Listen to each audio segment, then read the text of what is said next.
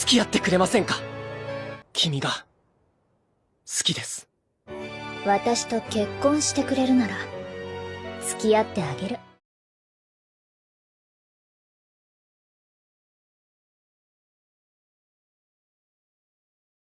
Scene dimulai dengan diperlihatkan seorang anak laki-laki yang kita ketahui adalah Nasa, yang mengalami kecelakaan yang membuatnya sekarat dan akan meninggal. Datang seorang perempuan yang nanti bakal menjadi calon istri masa depannya. Kita lantas diberikan flashback masa kecil Nasa di mana banyak orang mengejek namanya. Oleh karena itu, dia ingin membuktikan kalau dia bisa menjadi lebih hebat dari apa yang dipikirkan orang-orang di sekitarnya. Dan beneran terjadi saat kelas 3 SMP, Nasa masuk SMA favoritnya yang membuktikan bahwa dirinya cukup cerdas dan tak patut untuk diremehkan. Singkatnya, suatu ketika di jalan pulang, Nasa melihat seorang cewek yang cakep dan dia pun ingin kenalan dengannya. Namun pada akhirnya ia malah diseruduk oleh truk kontainer. Akan tetapi takdir berkata lain, ia pun ditolong oleh cewek tersebut ya walaupun tetap cedera berat. Nasa yang melihat cewek tersebut pergi langsung mengejarnya meskipun bercucuran darah. Setelah ketemu, Nasa pun mengucapkan terima kasih kepadanya. Saat Tsukasa akan memanggil bantuan medis, Nasa mengutarakan perasaannya meskipun baru pertama kali bertemu dengannya. 僕と付き合ってくれませんか。付き合ってあげる。私と結婚してくれるなら。 Namun malah si heroin kita meminta Nasa untuk menikahinya saja. Spontan ia pun mengiyakan hal tersebut. Sungguh takdir yang baik baginya. Pertama ketemu langsung nembak dan plus diterima. Saat dirinya sudah sadar, ia pun harus mengulang kelas setahun lagi karena melewatkan ujian sekolah. Ketika dirinya sudah lulus, ia pun memilih langsung kerja daripada kuliah untuk menemui Tsukasa yang menjadi takdirnya. Sempat merenung di kosannya, seseorang tiba-tiba datang ke tempatnya. Ternyata orang tersebut adalah Tsukasa yang waktu itu menyelamatkannya dari kecelakaan. Tsukasa datang ke tempatnya meminta Nasa untuk mengisi formulir nikah mereka, yang tentunya membuatnya terkejut terheran-heran. Di sini Tsukasa mengubah marganya ke keluarga Nasa dan mengubah namanya menjadi Yusaki Nasa. Kemudian mereka pergi ke kantor kependudukan untuk mencatatkan nama mereka secara resmi. Cukup simpel untuk sebuah pernikahan di mana persyaratan nikah di Jepang hanyalah dengan mengisi formulir dan persetujuan wali saja. Setelah itu mereka pun pulang sambil bergandengan tangan dan memulai hidup baru untuk tinggal bersama. Namun kini datang persoalan baru di mana kasur yang dimiliki Nasa hanyalah satu. Sebagai solusinya, Nasa lantas beli kasur baru. Akan tetapi ia malah ke gap Tsukasa yang baru pulang mengambil barang-barangnya di rumah orang tuanya. Di hari pertamanya pindahan, Nasa malah panik karena kedatangan sosok baru seorang istri imut di rumahnya. Alasan mengapa Tsukasa menerima Nasa sebagai suaminya adalah karena ia menyukainya pada saat pandangan pertama. 僕は彼女のことをとにかく可愛いと思っていたり、なんで僕のお嫁さんになってくれたんだろう。 Sesuai yang sudah dijanjikan sebelumnya, kasur baru pun dibeli untuk sang istri. Tak lepas dari kemesraan mereka, Nasa makin tak kuat menahan imannya saat bersamanya karena pertama kali bersama dengan seorang cewek di kosannya. やばい、ドンキも天国だったけど。 Keanehan mulai muncul ketika Tsukasa tidur di mana dirinya suka ngigau dan tak bisa diam. おやすみなさい、旦那様。 Di malam tersebut, Nasa pun tak bisa tidur untuk menjaga sang istri. Ia pun memberikan selimutnya agar Tsukasa tak kedinginan. Tsukasa pun menyadari bahwa selimut yang ia pakai adalah milik suaminya. Di pagi harinya, mereka malah memulai hari dengan aktivitas yang membuat jiwa jomblo semua orang bergetar. Sebagai istri yang baik, Tsukasa menunjukkan skill masaknya yang lantas membuat Nasa kagum padanya. Tsukasa bisa memasak apapun asalkan ada bahannya, bahkan sampai masakan yang paling sulit. Setelahnya mereka lantas pergi ke pemandian umum di mana mereka lalu bertemu Kaname yang merupakan anak si pemilik pemandian. Kaname merupakan junior Nasa di sekolahan saat SMP. Setelah mengetahui status mereka sudah menikah, hal ini membuatnya kaget bukan main. Sebagai hadiahnya, Tsukasa dipersilahkan masuk gratis ke pemandian sedangkan Nasa malah harus bayar.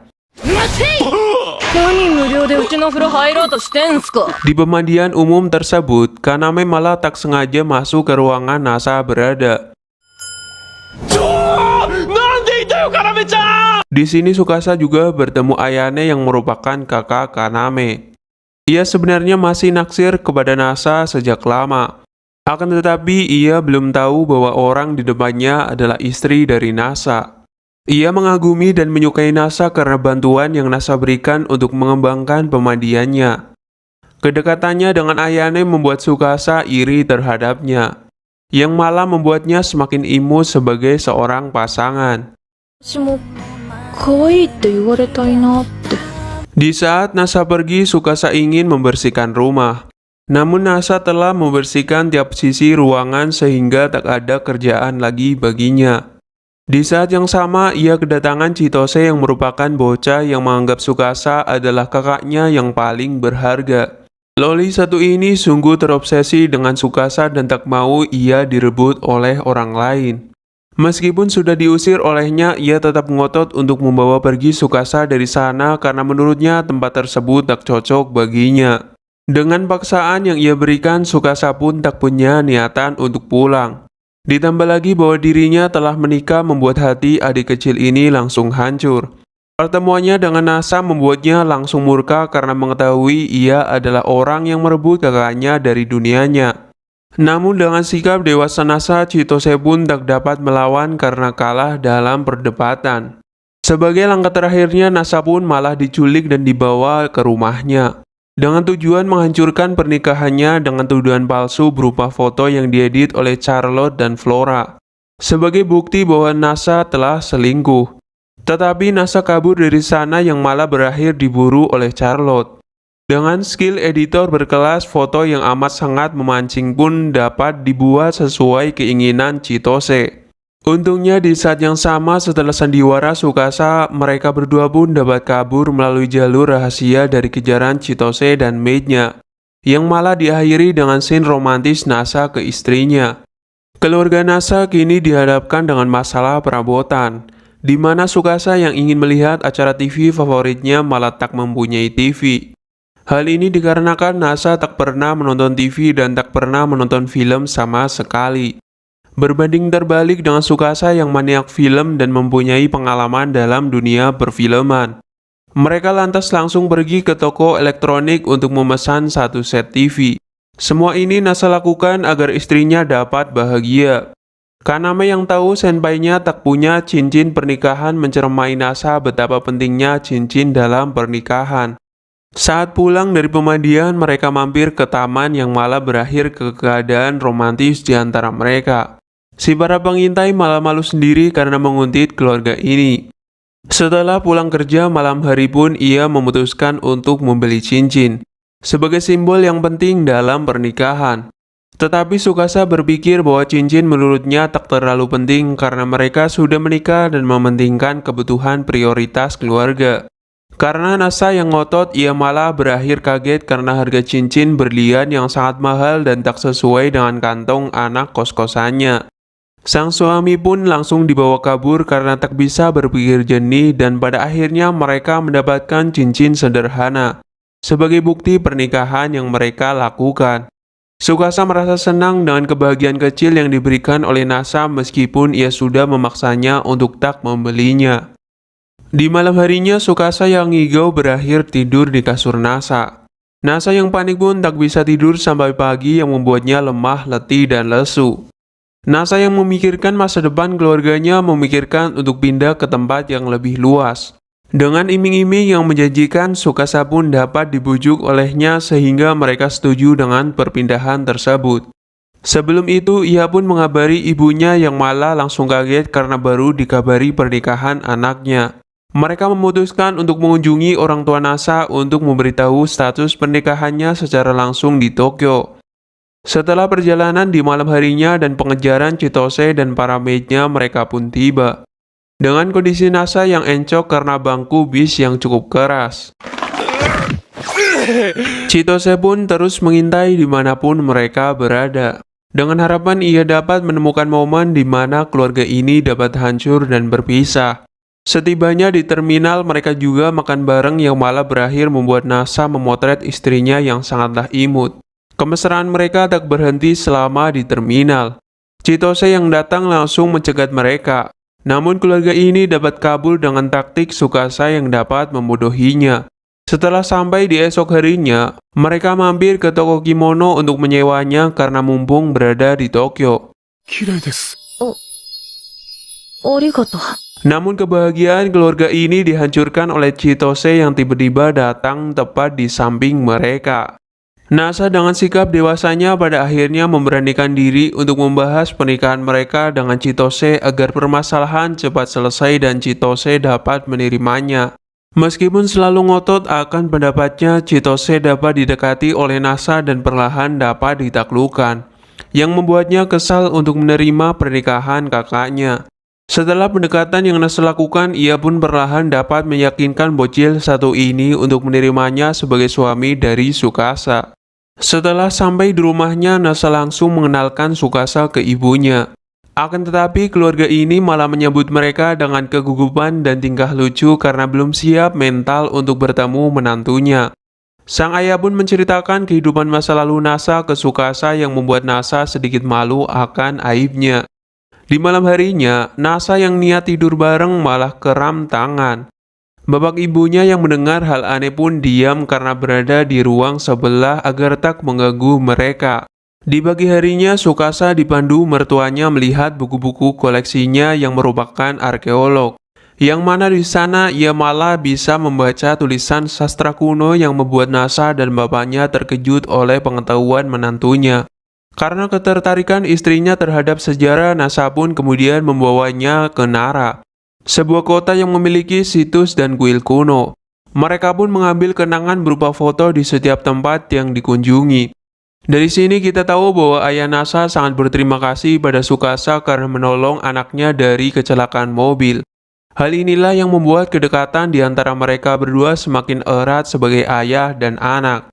Ia sangat bersyukur karena anaknya satu-satunya dapat tertolong olehnya, dan meminta dirinya dapat menjaga anaknya sepenuh hati. Di hari selanjutnya, keluarga baru ini berpamitan dan kembali ke kehidupan sebelumnya. Berita buruk tiba-tiba datang di mana rumah yang mereka tinggali ternyata kebakaran. Namun yang dikhawatirkan oleh Nasa adalah keselamatan pemilik kos-kosan. Terlebih lagi barang-barang istrinya juga baik-baik saja karena dibawa di dalam koper. Asuransi yang dimiliki Nasa pun membuat sang istri kagum akan suami yang dapat diandalkan. Tawaran baik untuknya pun datang, di mana selama renovasi kosannya dengan asuransi, ia diperbolehkan tinggal di rumah pemandian oleh keluarga Kaname. Hitung-hitung balas budi karena selama ini Nasa telah membantu keluarganya. Orang tua Kaname pun setuju.